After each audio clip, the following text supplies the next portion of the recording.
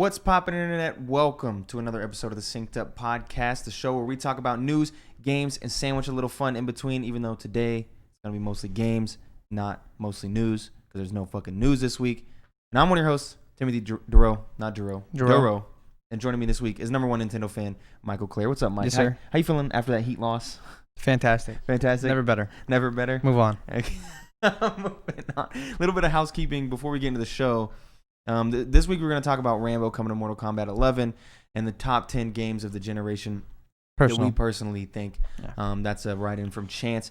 But also, we're on YouTube now, so if you listen on the podcasting streaming services and you want to put some faces to some voices, you can find us on YouTube at youtube.com/synceduppodcast. Sure. And if you're on YouTube and you're super tired of seeing our stupid faces, you can find us on your favorite podcasting service by searching Synced Up Podcast and look for the blue and white logo. New podcasts and episodes go up in those feeds on Mondays, 7 a.m. Central Time Zone. Gang, you can also write into the show at synceduppod@gmail.com if you have any questions, comments, or concerns that you would like us to discuss on the show, just like Chance did this week, and we're going to talk about that later. Also, you can follow us on Twitter at synceduppod to keep up to date with all of our videos. We have plans to do some more bonus content. We haven't got around to that yet, but we will do that in the future. Let's just get right into the show here. So the only news piece that we have this week is huge. Rambo is coming to Mortal Kombat 11 next month. Grab Combat Pack 2 if you want to see the bandana-wearing vet rip apart RoboCop. This is by Fraser Brown at PC Gamer.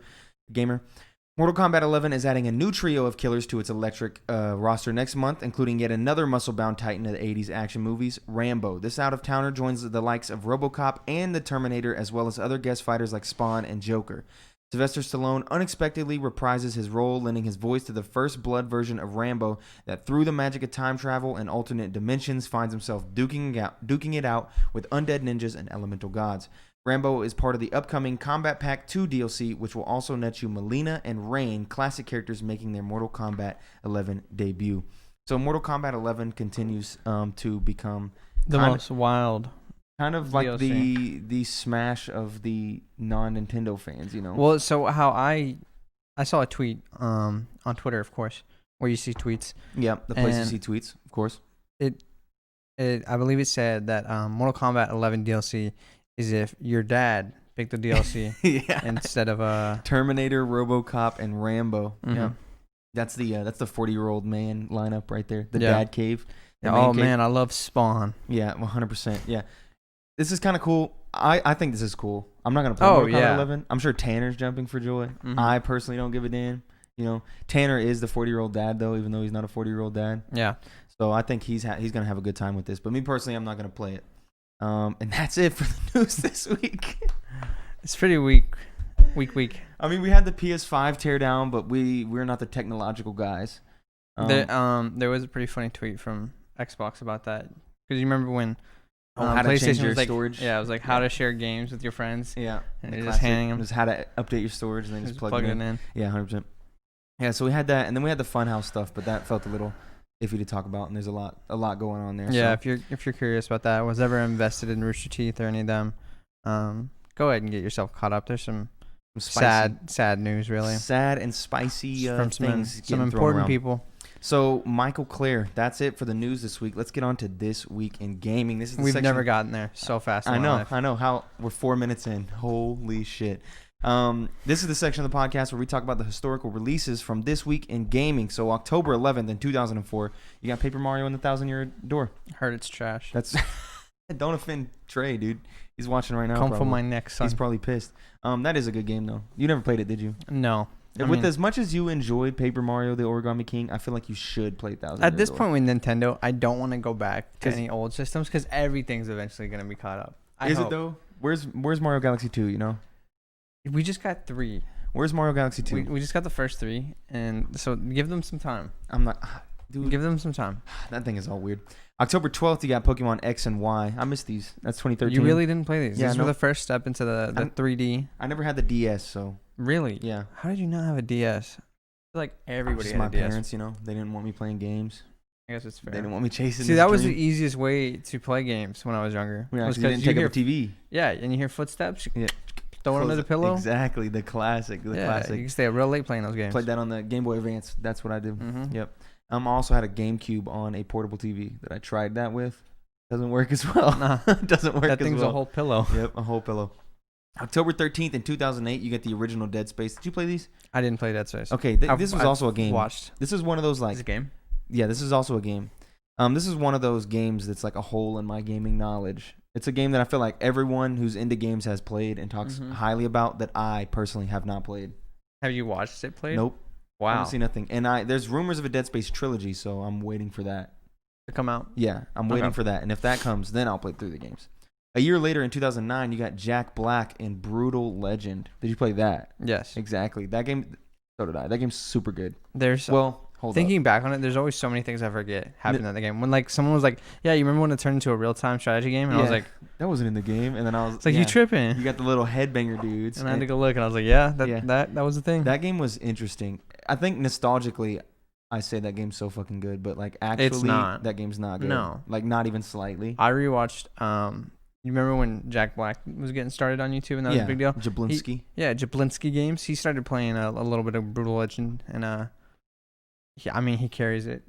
The only reason I play it anymore is because of Jack Black.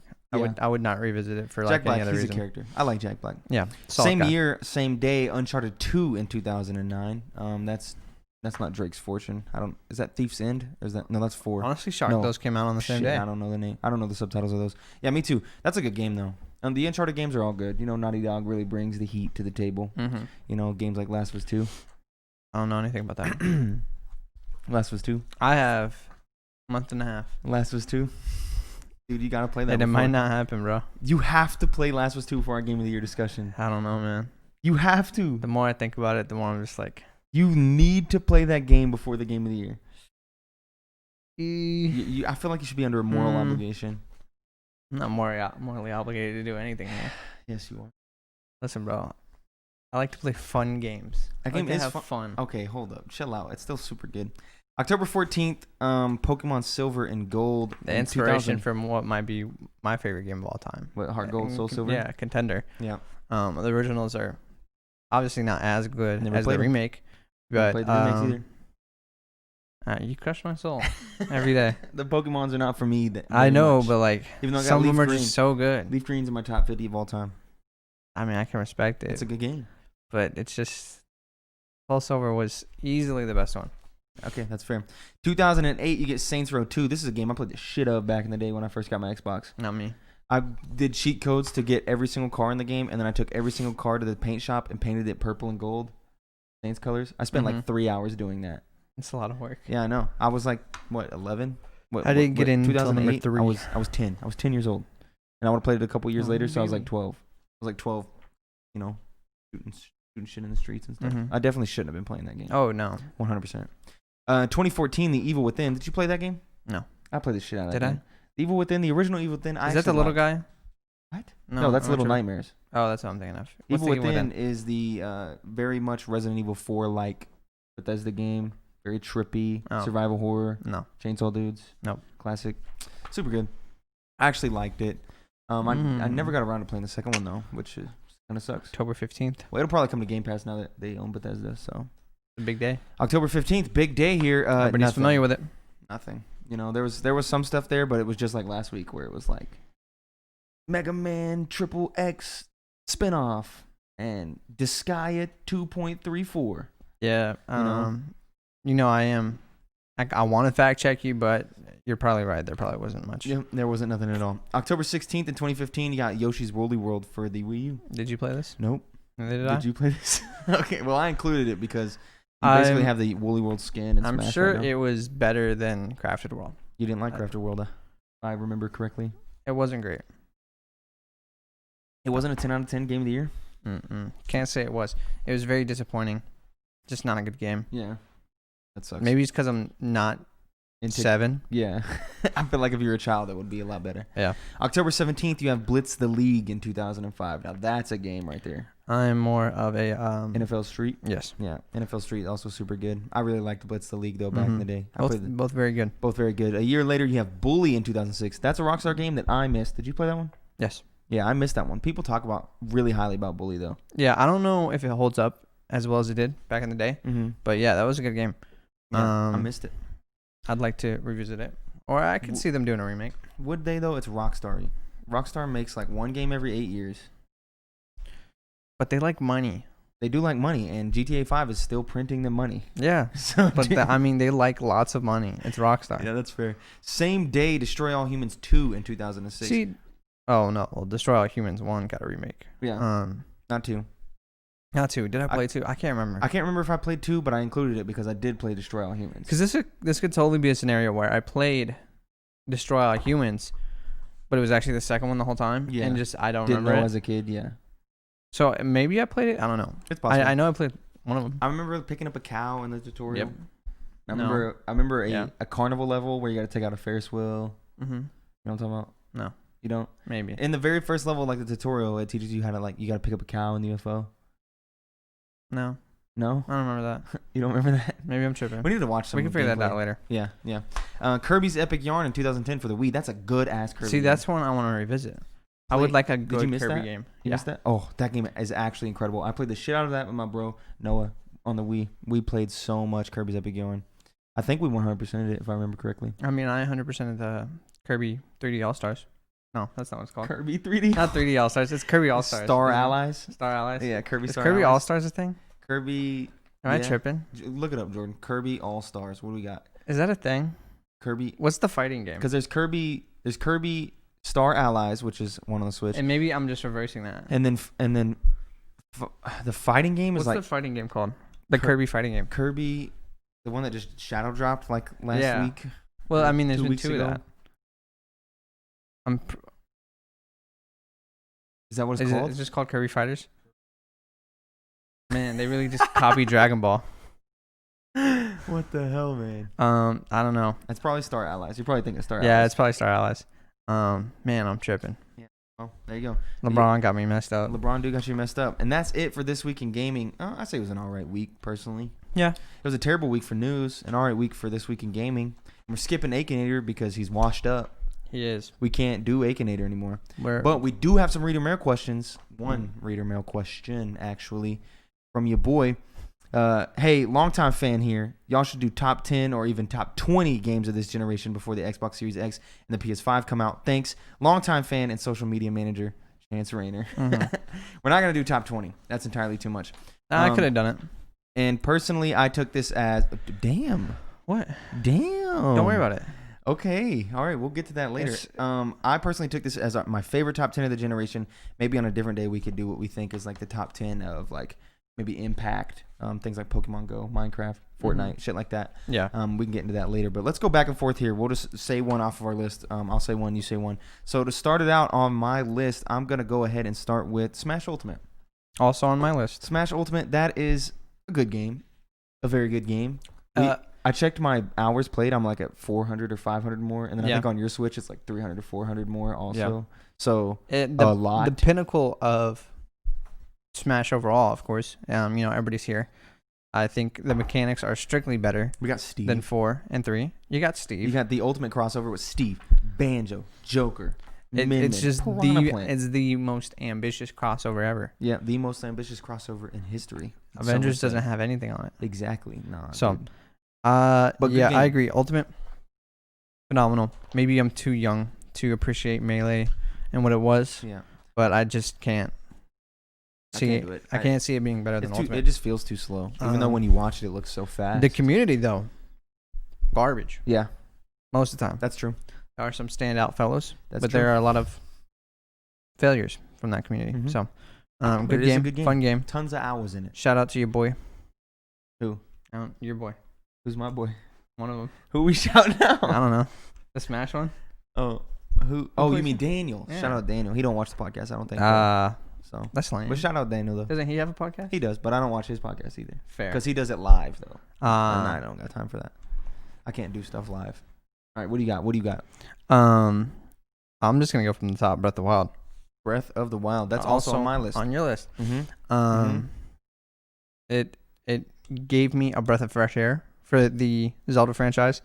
I'd always dip my toes in here and there with Zelda. Nothing ever like dragged me in. But Breath of the Wild did. Yeah, Breath of the Wild. That's a game of the generation right there. Yeah, could be number one. Completely changed the formula for Legend of Zelda. Launched with the Switch. Probably drove sales for the Switch so incredibly hard. Yeah. completely changed the formula, I think, for just a lot of games in general. What that game did with the openness and the ability to just explore and also always find something under every nook and cranny, every little box or stone or leaf. Literally the textbook definition of leave no stone unturned, because you will find something, whether that's a Korok seed or a weapon or a shield or something. You will always find something. The classic thing in a game where you go down an alleyway and you get to like the end and you're like, what was the point of this fucking alleyway? Yeah. Or like you walk up some stairs to like some patio or something and there's nothing up there. You're like, there's always something in Breath of the Wild. In Breath of the Wild, there was a video you were watching the other day where they were talking about Breath of the Wild, and they said everything you do feels like progress. Yep. Every single thing. Finding a single Korok seed, exploring parts of the map, doing quests, while all very different things, all get you back to the main goal of beating Ganon. Yep. And I think it's hard to find a game like that. And it gives you options of just being able to beat Ganon first if you want. You could take a fucking stick in there and try to beat his ass with a stick. You can beat him so many different ways. You can go in super overpowered and knock him out real easy. You can go to any of the divine beasts and take them out to get his health lower. You can take those divine beasts out in any order. You got all the side quests, all the riddles, all the shrines. There's so much to do in that game. Just a very big, well-made game. Yep, 100%. I wholeheartedly the pinnacle agree. Of Nintendo this generation. Yep, I agree. On to the next one on my list. Let's go with Disco Elysium here. Definitely not on my list. Yeah, 100%. Disco Elysium is the game that got me into CRPGs. I've bought Baldur's Gate 3. I finally dipped my toes in Divinity, and Divinity became one of my top 50 games of all time. Disco Elysium is in my top 5 games of all time. And Baldur's Gate 3, I'll talk about it later. It's on the What You've Been Playing section, but we'll see where that lands once the game gets its full release here. But CRPGs was a genre that I would have told you I hated. Like every single thing. Yeah. I've played many CRPGs, Planescape Torment, Pillars of Eternity. I've tried those out and I just can't fucking do it. And I've tried the old ones, I've tried the new ones, and nothing did it for me. And even Divinity 1 did not do it for me. I just couldn't get into it. And then I played Disco Elysium and it completely opened my eyes to that world and what that genre could do. And Disco Elysium to me is just such a good fucking game. I don't know. It has some of the best writing, maybe not like the best narrative per se. Like if you take it as a piece, like a whole piece, but some of the best character writing I've seen in any game ever. With the good interactions. Yeah, the interactions with people, the different characters, the way those characters interact with each other. That game is pretty much all reading almost. A lot of dice rolls that don't really feel like dice rolls, but they are. And a lot of just reading text. Yeah. And if you can get past that game is just incredible. The mystery, the story, the way it ends, everything is just so good. And the amount of options you have to change the ending of that, there's like 7 or 8 different endings. The world building to get me to fully understand a world that genuinely is completely different from our own, has no like real world ties. Like everything is weird and different and just doesn't make sense when you try to draw it parallel to like the real world. Super good fucking game. And if you have any interest in CRPGs whatsoever, what is a CRPG? CRPG is computer RPG. That's those mostly point and click. You're not gonna really move with WASD. Just pointing and clicking around. Typically turn-based combat. Disco Elysium, there is no combat really. There kind of is, but not really. The combat you would say is your ability to perceive certain things. Whether whether you drive your character in certain different directions with the skill trees. With stats like inhibition and empathy and just weird stats that aren't what you would normally see.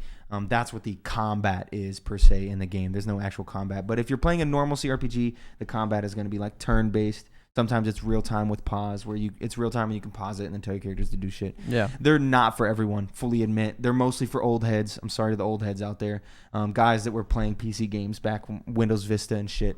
That's what these games are for, typically. But this game I think broke out and it won. I think best writing that year at the Game Awards. Okay, and it might have won. It swept. It won several awards, 2 or 3. Best soundtrack I think 2. I don't remember completely. I'll have to look back and see. But that game is incredible. So that's all I got to say about it. I know you can't say much about it because you never played it. No. I don't. Maybe I'll get to it someday. But it's so good. That's one of those when we're 60 and old and you're like, pick this up. We're in the retirement home. 60 and old in a retirement home with only a PC. Mm-hmm. and a Steam library. Exactly. Not gonna be me because all my stuff's on the Switch, baby. Baby. For me, my next one, Mario Odyssey. Mm-hmm. Um, I can agree on this one. It's not on my list personally, but I agree. It's hard because I think it's also a titan compared to Breath of the Wild of Yeah. what like Nintendo can do. The pinnacle of Mario. And like where their upper heights in making games are. Mm-hmm. This game, after playing 64 Sunshine Galaxy, the way they got innovative with making how you control Mario and the different things you can do with him, and how you can use things in the world to create your own shortcuts to explore the map more, Mm-hmm. I think is wonderful. Exploration in that game is good. I also think the same applies here with the Nook and Cranny thing. If you think there's something there, there's most likely. I mean, there. there's what 800 something stars. Is that what it is? 800. Yeah, and then individual stars you can buy up to 999. But there's just so much to do. There's the maps are beautiful. 100%. The all of the they really not what do you call outshine them? Not themselves. NPCs, but mobs. Is that what? Not, you don't call them mobs.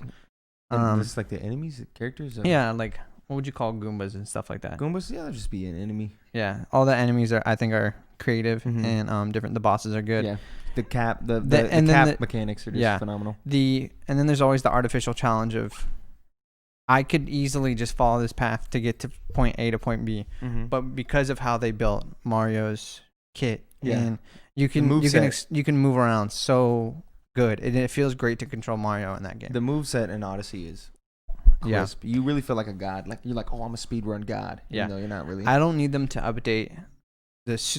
I mean, the story is whatever. I don't need them to update the graphics. I just want a new world to explore. Yeah, with the same mechanics. Just give me Odyssey 2. It's pretty much identical. It's probably my most requested not announced game yet. Yeah. 100%. Is Odyssey 2. I love Mario Odyssey. Super good game. I want to replay it and just like try and speedrun it. Yeah, because you've seen I like the dudes that control. like skip like the New Donk City jump. Yeah, where it skips like half the game. You don't have to get the wires and anything. Watching people play that game with the minimum amount of captures as possible. Yeah, to where they can beat the game with only capturing 3 things. Yeah, and they're all wires, so they can skip from Bowser's World, where you like have to take the wire to get from this little island to that island or whatever. Yeah. They found ways to skip that. So it's like it's crazy to see what people can do with and that's Mario games in general. Yeah, but it really feels up to 10 in this game. Yeah 100%. The next game on my list here, 2018's God of War. That game's pog. That game is absolutely fucking incredible. One of the best narratives in games, in my opinion. A top 5, that's for damn sure. The combat is crisp. It gave us a Thor game before Avengers allowed us to play Thor, if you ask me, with the axe, the Leviathan axe. Yeah.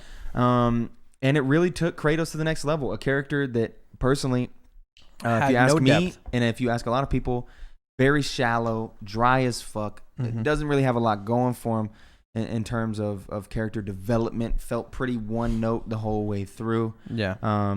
You could say he has an all right story in terms of his backstory and what all happens there, but in terms of a character himself, he's meh.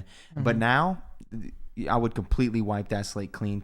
I would change that 100%. He has so much depth in this game. Atreus has so much depth in this game. The story is beautiful, beautifully written, beautifully played out, perfectly paced, if you ask me. Yeah. The boss fights, like everything just feels so good. And up into the open worldness of the game, really keeping the pacing going, which is hard to do to make an open game with a narrative that feels good pacing wise.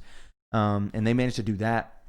The collectibles were fun. I platinumed the game, and I enjoyed the game so much I almost started it over to platinum it on someone else's account. Yeah. That's how much I enjoyed the game. Just everything in that game feels so good, from the boss fights to the cutscenes to the minute-to-minute gameplay to collecting things. Yeah. And I think the biggest part of this game that I can say shines the most out of anything is the character development, the side character development.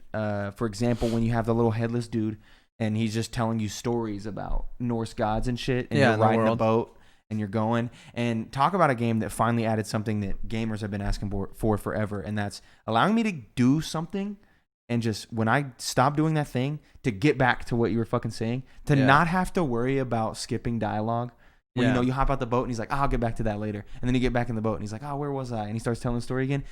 Why doesn't every game do this? So many games you play, you're in the middle of dialogue and you're standing like right next to where you need to go. And you're like, fuck, they're talking. I got to wait. Where in God of War, just do the thing. Because when you get done, they'll get back to what they were saying. You're not going to miss any dialogue in the game. And so beautiful. The amount of times like even though that was a thing, I was just riding the boat and I was like, fuck, I just want to hear the story. I'm just going to ride around in the boat for a little while so they'll finish telling me the story, whatever it is. So good. I love it. It's a very good game. 100%. If you haven't played that game, play that game. And I believe it's on the PS Plus Classic thing, whatever. The PlayStation Plus collection. So if you're getting a PS5, get ready to play that. If I you think missed I'm going to wait for the second one to come out before I play this one. That way I can have it fresh on my brain before I dive into, what are they calling the new one? Ragnarok. Yeah. Exciting for that. For me, shout out to Chance. Stardew Valley is, I believe, opened up the gate for many more games like it to shine. 100%. It feels like every couple months we're seeing a clone. I think it deserves a spot in the top 5 or top 10 echelon of indie games specifically. Oh, for sure. And for carrying that not carrying per se, because there's a lot of games that have contributed, but Stardew Valley itself, I think, has contributed a lot to the indie scene. The crazy amount of story, and I mean, it's not a deep story, but it's there. Yeah, it feels like you're actually connecting with the people in your town. You feel like a community. You really genuinely do. Fighting to keep the local stores guy open compared to what is it, Jola Cola, something like that. What is that? Jola Mart, something like that.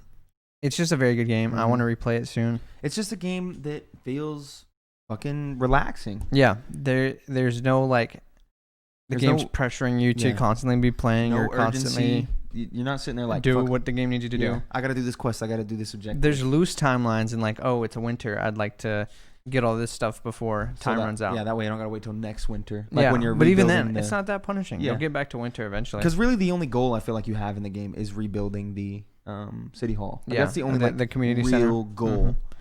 I agree. I think they're very good about not pressuring you to have to play the game the way they want. Yeah. Which is good. When a game developer can make the game be multiple games at once, and the music is different good for everyone. The art is good. The gameplay is good, and honestly, the community system, the friendship system with like getting everyone's hearts up or whatever. Yeah. Finally marrying someone, Abigail or bust. First off, maybe. Who?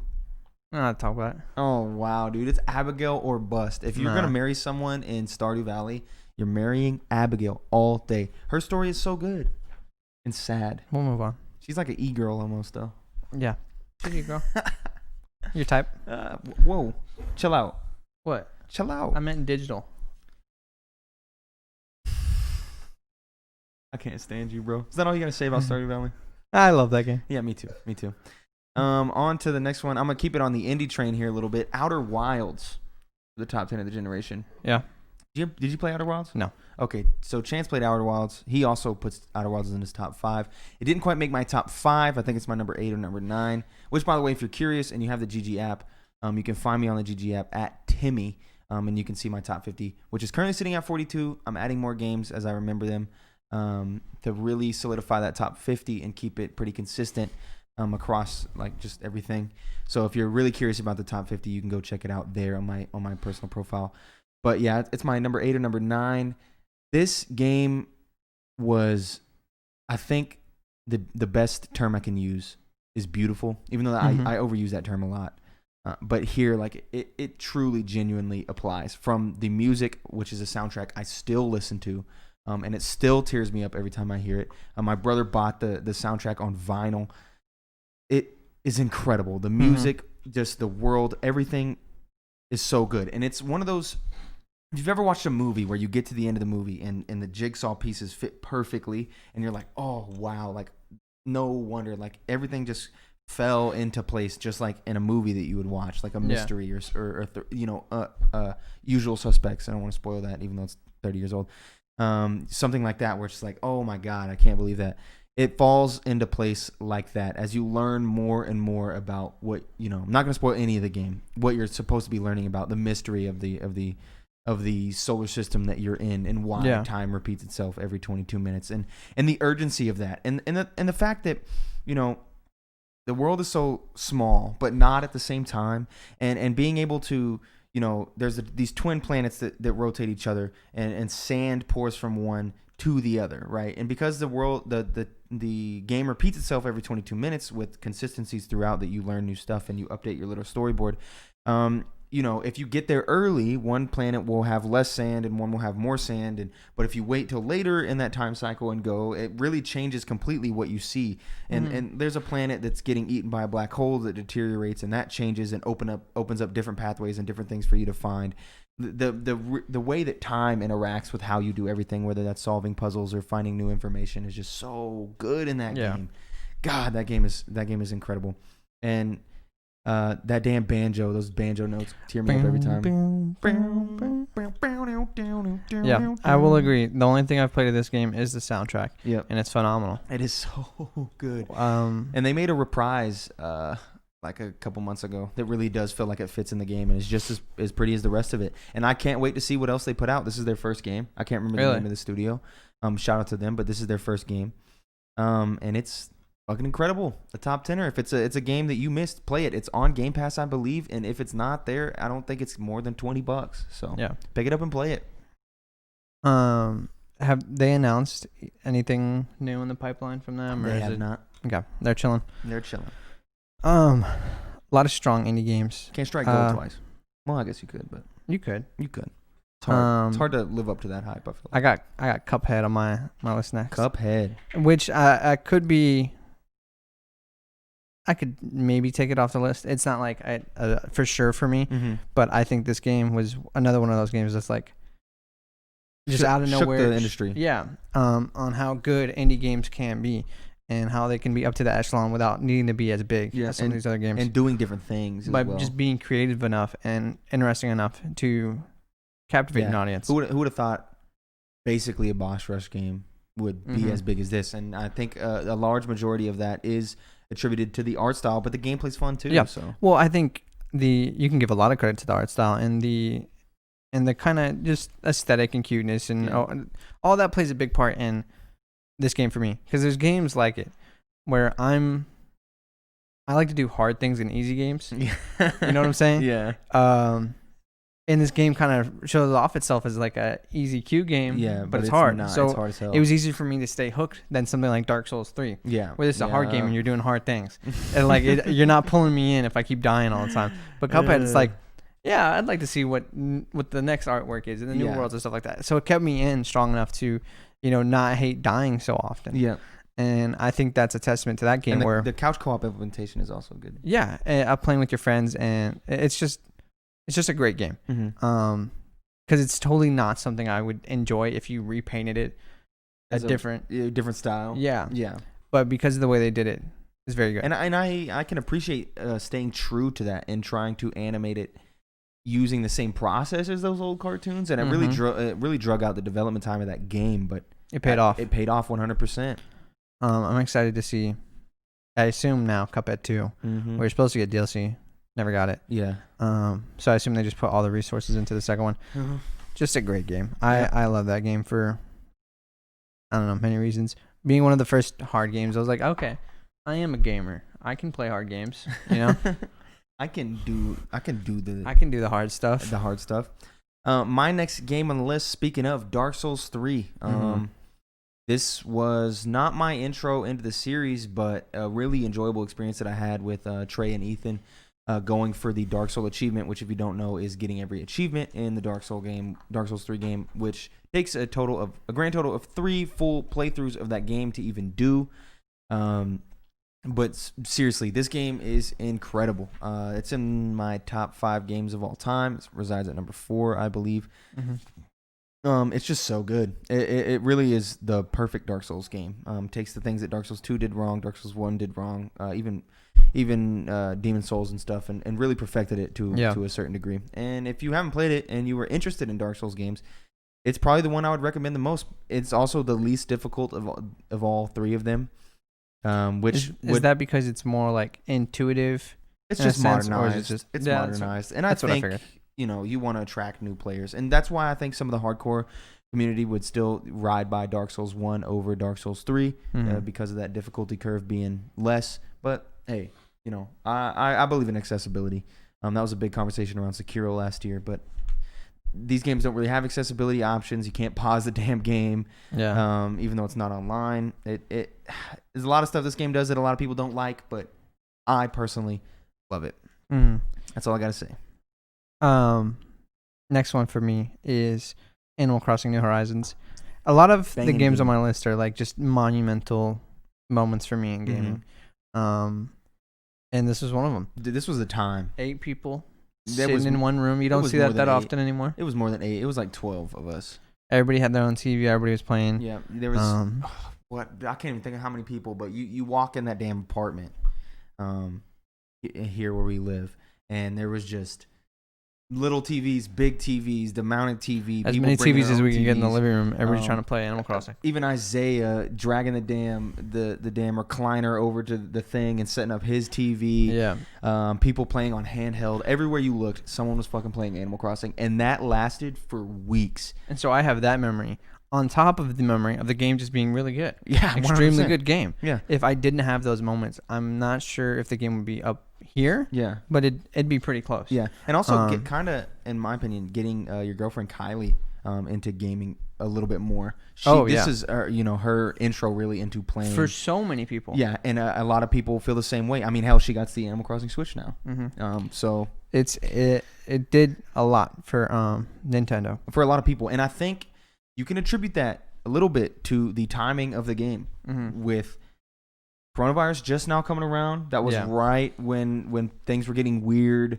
Everything was getting stressful. Unknowns were getting tossed out. I think we were lucky because it was right at the time where we just weren't busy.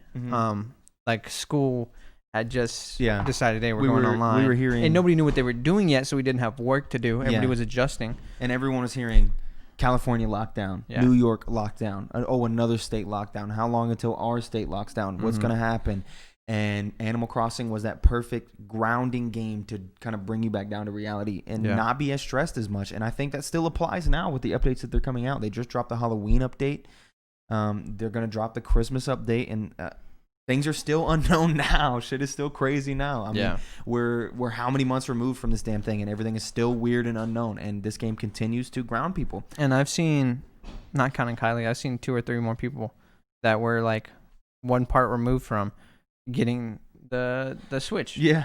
And it's like that's why it's selling like 6 months after release still. And it's carried Nintendo sales this year. It's such a good very good game. Such a good game. Really, the only problems come with some of the behind the scenes stuff of the game. Yeah.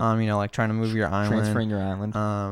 Online is a little iffy. The waiting constantly for the people to fly in and land and fly in and land and leave and there's weird stuff there. It's the kind of same stuff you get in every game. Where there's always little things. But, overall, fantastic. 100%. Next game on my list that we spoke of earlier, The Last of Us 2.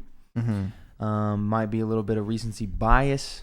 I would personally say it's not. Of course I would, because I'm the one saying it.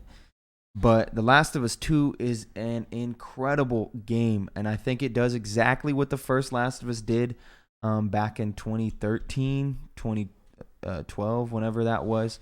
And that is fundamentally change what we know is the structure for narratives in games.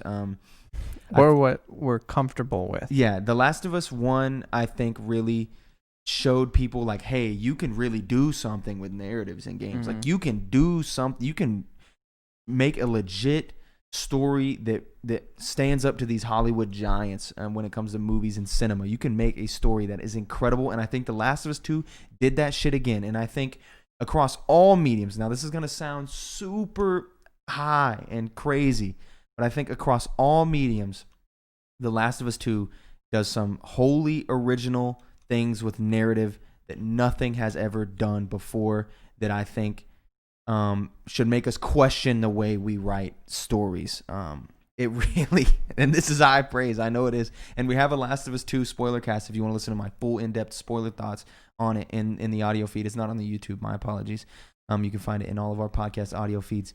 But it really changes the game. And I got ready to replay that game the other day, and I started it, and I already started getting all teary-eyed. And there was a lot of people over, and I didn't want to put them through that. So I had to quit immediately, obviously. But I do plan on replaying that game again. And I think it's a juggernaut this year over some of the other games for Game of the Year. We'll see how Cyberpunk does if Final Fantasy VII Remake holds up. I foresee Last of Us 2 winning Game of the Year at the Game Awards. I also foresee it winning Story of the Year. Probably the best performance is going to come out of Last of Us 2. Last of Us 2 is an incredible game. And if you haven't played it, you definitely should give it a shot. Keep in mind, it is emotionally heart-wrenching and is going to take you to places mentally that you might not want to go to. So if you're, it's not for the faint of heart, that's for damn sure. So, but play that game if you think you can handle it. Play that game 100%. That's all I gotta say. Otherwise I'm gonna start spoiling it, and I don't want to do that because Mike hasn't played it yet, and he needs to play that damn thing. I mean, so much of it's been spoiled already, man. You gotta play it, dude. I don't know. Like, part of me just wants to just watch the whole story. But I don't can't want do to that. play it. You need to. I'm gonna fess up. I don't want to play it. You need to for the Game of the Year. Because I know if I play it, I'm only playing it because you want me to, and it would be good for discussion wise. No, it didn't though. I played for like 2.5 hours, and it didn't pull me in. And part of me is like, it's because I don't enjoy the combat system or the. It's not. It is out of your comfort zone. It is out of your comfort zone, and it's just. I mean, I can play games like it, but it's just, I don't know. It didn't. This hurts my heart. I'm sorry. This hurts my heart. But I do want to know the story. But I don't just watch the story because I know that's not fair for the game. Definitely not. Tanner just watched the story and then proceeded to shit on it. I mean, he probably would have done that anyways. Yeah, you're probably right. So I don't know.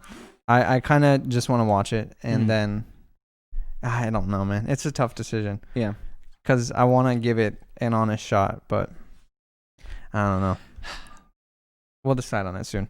Moving on, I got Persona 5, a game that you'll never touch. Nope. I love it. It is one of the best JRPGs I've ever played. Mm-hmm. Really solidified the genre for me as this is for me. This is my type of game. I can respect that. I love the art style of Persona 5. I love the characters. I mean, the story's fantastic. Mm-hmm. The combat's good. There's just so much good about this game, and the fact that I was able to enjoy it for so long. There was one moment where I'm like 80 hours in, and I died, lost a lot of progress because I was stupid. I made a mistake, didn't save somewhere. Gotta save, dude. And it sent me back like an hour and a half, and I was like, all right, I'm done. And I didn't play it for like a couple weeks. Came back, finished it. Phenomenal. I want to play Persona 5 Royale, which I've heard is just playing better. With 20 more hours. Yeah. On the back end. And it's hard for me to, not just go do that. Especially when like Last of Us 2 is right here. Yeah, like I need to play that. I really should. But like I know I would enjoy Persona 5 Royale. It's like I know I have Hades on here. We'll talk about it later. I know I'm going to enjoy when I play that. Yeah, that's and true. So there's a list of games that I know I'm going to enjoy. Mm-hmm. Last of Us, I don't think I'm going to enjoy it for a large portion of it. There will be many moments that I do enjoy. And I'm sorry, that's just how it is. I mean, you know that too. Like, Persona 5, it probably could be a great story. You might like it, but it's just... That's not my game, bro. You couldn't enjoy the whole game as a whole. I don't even think I can enjoy any of that game. I don't know, man. There's a lot of enjoyable stuff. Maybe, I don't know. That's you go to jail, bro. So long. What does that do for me? I don't know. It does nothing for me. I'm going to jail. I'm going to jail. A really good game. I know Trey has Persona 5 Royale. Mm-hmm. I don't know if he's ever going to touch it. I hope he does. Definitely not. Capping. I don't know, man. A phenomenal game. Yeah. Fantastic. My next game, Red Dead Redemption 2. This is a point of contention in my friend group because I didn't play the epilogue and I didn't play the first game either. But despite that fact, I think Red Dead Redemption 2 is one of the best games of the generation, personally. And if we're doing the impact list as well, I think Red Dead 2 also might deserve to have a spot there. Really? Why? It just is so good.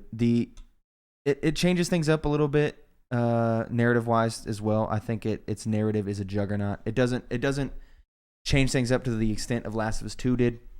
It doesn't do anything crazy off the wall, but it really, I think, makes you question what games can be a little bit, especially because the game is fucking slow. Yeah. So slow, and that is by design, and that is on purpose. Having to brush your horse, get off your horse, take your guns out of your horse, do your stuff, go back, put the guns back in the horse, get on the horse, ride all the way to the damn destination. The fast travel is there, but it's minimal. Being able to just put your horse on automatic and just walk off because you got to go make a sandwich because you're going to be there, and it's going to take you 15 minutes to ride there, but it's going to be a beautiful ride on the way there. It's so mind-numbingly slow, and I know that is not for everyone.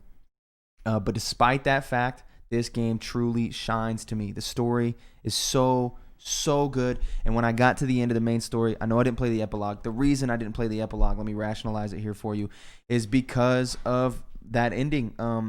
To try not to spoil anything at all, the most I will say is it broke me a little bit. And I finished it, and I was like, I can't go on. Like, I can't. Like, the epilogue doesn't feel necessary. This feels cut and dry. I can't play anymore. I just have, this is the end for me, and I'm done. And people who've played the game will understand completely what I'm talking about. People who haven't, you might be a little lost. To be fair, I could say the same thing about Last of Us 2.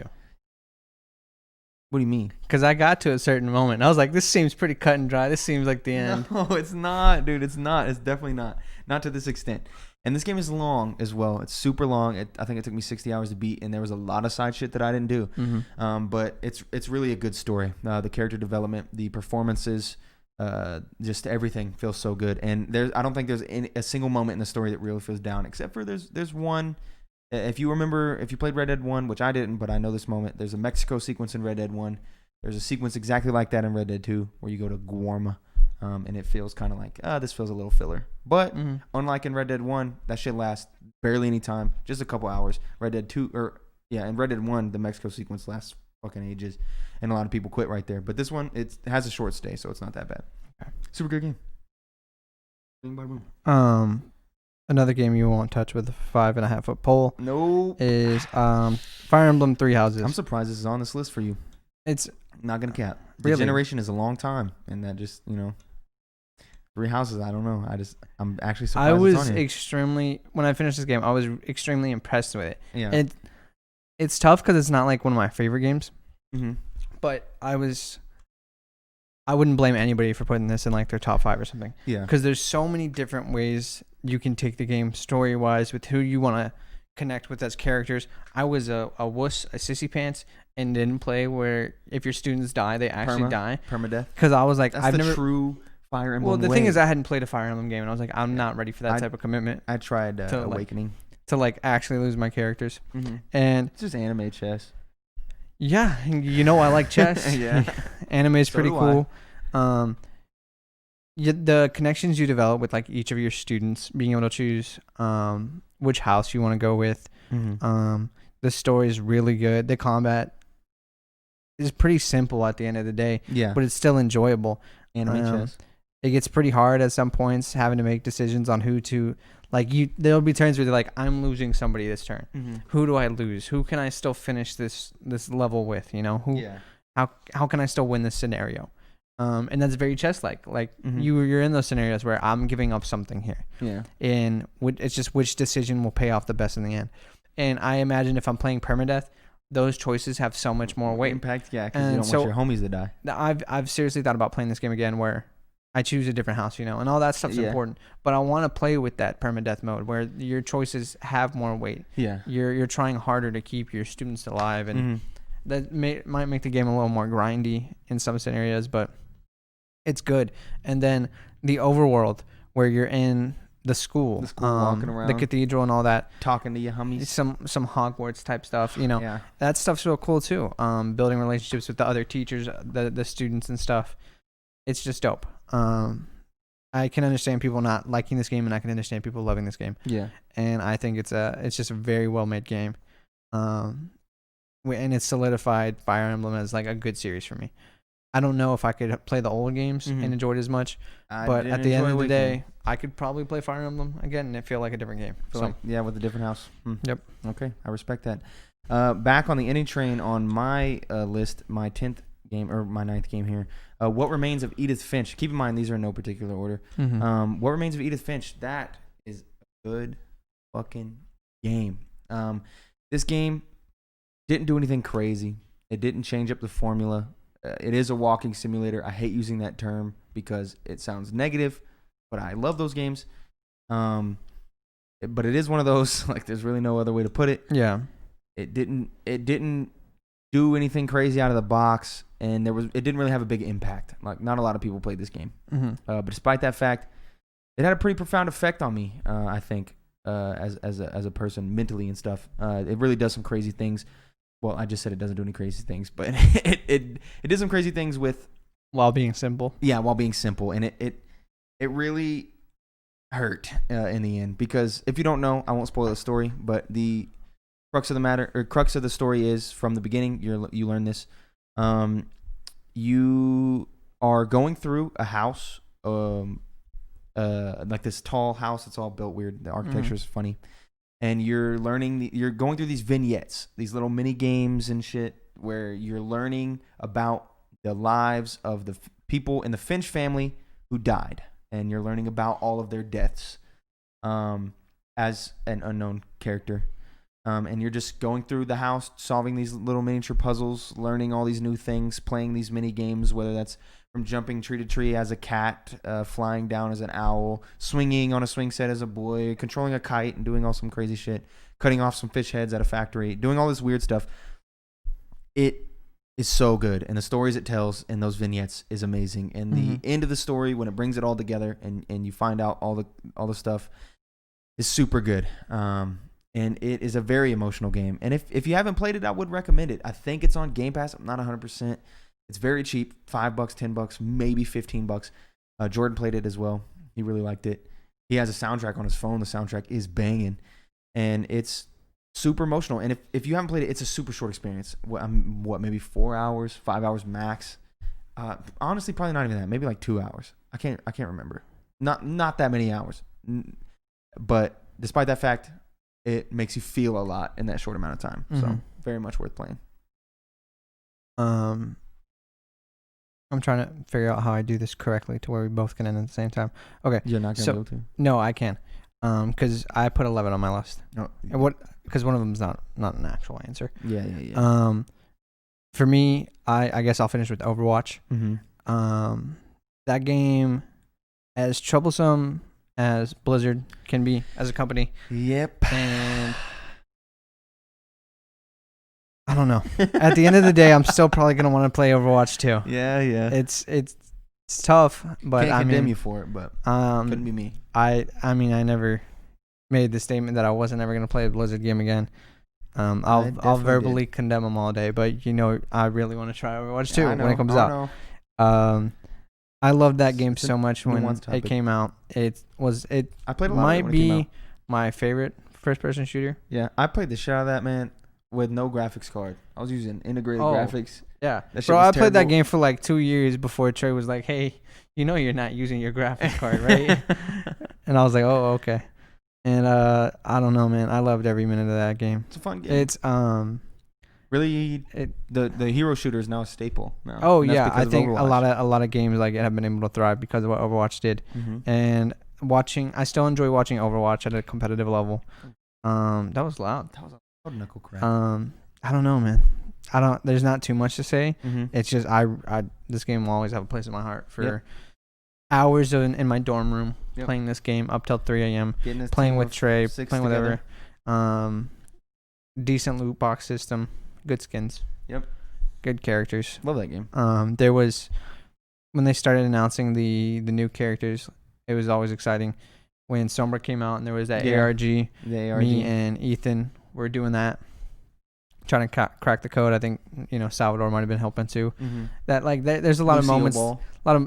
Lucio Ball getting a Grandmaster during that. We competed in a tournament for Lucio Ball too. Like at the end of the day, all that stuff was like really cool. A lot of cool moments were had because of Overwatch. watching Ethan play Actually professionally. Yeah, actually professionally. It's really cool stuff. And no other game has given me that kind of stuff besides like Ultimate, which is also on this list. It is also on this list. It's always going to rank high up there for me. Yep. The last game on both of our lists here, I think it's obvious. If you've listened to this podcast at all, and if you're friends with us, it's obvious. Final Fantasy VII Remake quickly became my favorite game of all time. Mm-hmm. There's a spoiler cast if you really want to hear a lot of details on this. Sits at the top of that list, and I genuinely I think I'm going to die with that game as my favorite game of all time. No way. I genuinely don't think there's anything that can come close to dethroning it. I'm saying no way. Wind Waker was the favorite game for me since I played that shit years ago, and I thought nothing was going to dethrone that. God of War, I say came close, but not really. It really hit that second spot quickly. Final Fantasy VII Remake, in the middle of the game, I pretty much decided this is the best game I've ever fucking played. And by the end of it, I still felt that way, and I never came out and said, like, hey, this is my favorite game of all time until at least a couple weeks later, and then everyone was on my ass because they're like, it's recency bias, and we're still here, and I have not changed that opinion whatsoever. I think it's okay for it to be on the top, but no way it stays there forever. I don't think there's any way it can be dethroned. This game had made me feel more things than any game I've ever played in terms of emotions, and that's something I value high. If you look at this list, really, you see that I value that high. With Outer Wilds, God of War, What Remains of Edith Finch, Red Dead 2, Last of Us 2, God of War, in this game specifically. Emotions hold a lot of value to me. I'm a very empathetic person. I'm a very emotional person. Anyone who knows me will tell you that. I cry in every fucking movie. And this game made me cry a lot from every little moment, from the cross-dressing scene to meeting Aerith, to just walking with Aerith down this thing with this bomb ass electric tune playing. Just everything was just so good. And I'm not a fan of JRPGs, and this technically is a JRPG, but it's not traditional, it's not turn-based. The action combat is fun. All the combat is fun. I think every character feels good. Everything about that game is just so much fun to me. The character development, the cutscenes, it was just great. And you could attribute that again to the timing. It was a stressful time. Life was weird. We didn't know what tomorrow was going to bring. We'd never know what tomorrow was going to bring, but it feels extra nowadays. Yeah. And it really felt that way then when the coronavirus was really first ramping up. So you could attribute that to the time of my life when things were happening, why I value it so high. And that's whatever. I think that applies to all the games on my favorite games of all time list. A lot of things happening around really attribute to that. That's why Wind Waker is up there. My memories with that, playing with Matt and stuff. But this game just... Oh my God! I can't give it enough praise personally. I love this game too. It's not up there for me like it is for you. It's just a damn good game. Very well made. The characters and the world is beautiful. They did a great job on recreating it. I went back and replayed the original. OG. At least up to where the story ends. Yeah. In Midgar. Yep. And how they stretched it out and made the world so much more expansive is brilliant. Crazy I'm excited for the next ones. I'm so excited for Final Fantasy. Me too. Fantasy it's going to be a little while, but I guess if any game could dethrone it, I guess technically Remake 2. I was about to say, don't talk yet, man. There's plenty of games still coming out. That would feel weird though, because you get Remake 2, Remake 3, possibly Remake 4. If my top 5 games is Remake 1, 2, 3, 4. That'd be real weird. I think you can only put one in. One per franchise. I don't know, man. The game's phenomenal. I enjoyed it a lot. Good. I had a lot of qualms with it. There was a lot of problems here and there that I was like, okay, a little too much. The hand puzzles. Oh, that was something terrible. Because they were trying to stretch it out as much as they could, and they did. But for me, it was mostly the ending is where most of my qualms come in, and that's where a lot of my love comes from. Don't get me wrong, good ending. Not the ending I'd want, though. Yeah, if you're a diehard fan, you might not like it. Personally, for me, it did a lot for me. And made me cry like a bitch. That really covers most of our that was 10 from each of us. But I have an 11th piece in here. It's too early. Use it to kick off our what we've been playing section. It's a little too early, but right now I'm playing Hades, and that game is phenomenal. It's so good. It's perfect. It's like a perfect game.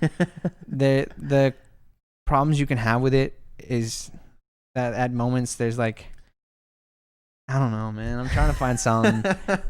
Fighting some of the bosses might get a little repetitive. I wish there was like maybe a little more variance. I don't even agree there. But I think that's the only area I could see improvement. You know, once you hit a certain amount of deaths, those bosses start to change. Yeah. But I think that's the only area I'd like even a little more change. Yeah, but it's a lot already. And then once you have you finished a run yet?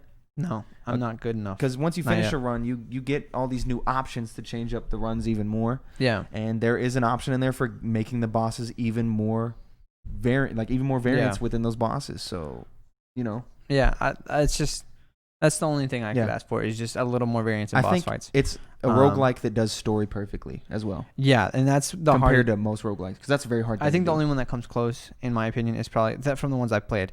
Are like Darkest Dungeon. Yeah. Where there's actually a really good story there. Yeah. But not to this extent, I feel and the overarching theme of it is very well carried throughout the game. Mm-hmm. I like Darkest Dungeon a lot for that. And pretty close to being on this list for me. Yeah. But Hades just does such a good job about it. Yeah. Making you care about characters that you normally wouldn't care about. The normal NPCs you see at the beginning, every time you restart Talk to them every time, bro. Yeah. Give them some nectar.